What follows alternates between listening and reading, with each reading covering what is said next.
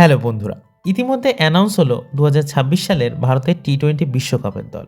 বেশিরভাগ মানুষ সেই স্কোয়াডে যে নামটি দেখে চমকে উঠেছেন তা হলো ঈশান কিষান। কিন্তু তোমরা কি জানো সে কিভাবে ফিরে আসলো? আমি বলছি।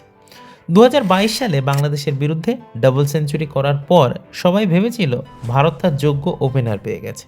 কিন্তু ২-৩টি ম্যাচের পর সিলেক্টররা ঈশান কিষানকে ড্রপ করে শুভমান গিলকে পিক করে। ২০২৩ ওয়ার্ল্ড কাপে যেখানে ঈশান কিষানের জায়গা পাকা ছিল, সেখান থেকে সে হয়ে ওঠে ব্যাকআপ ওপেনার। খেলার সুযোগই পেত না সে। এরপর টিমের সাথে ট্যুরে গেলেও খেলার সুযোগ হতো না তার। সিলেক্টর, কোচরা বারবার তার অ্যাবিলিটি নিয়ে প্রশ্ন তোলে। ডিপ্রেশনে চলে যায় সে। সেই ফেজ কাটিয়ে আবার মেহনত শুরু করে। টানা ২ বছর ডোমেস্টিকে যেখানে সুযোগ পায় সেখানেই রান বানায়।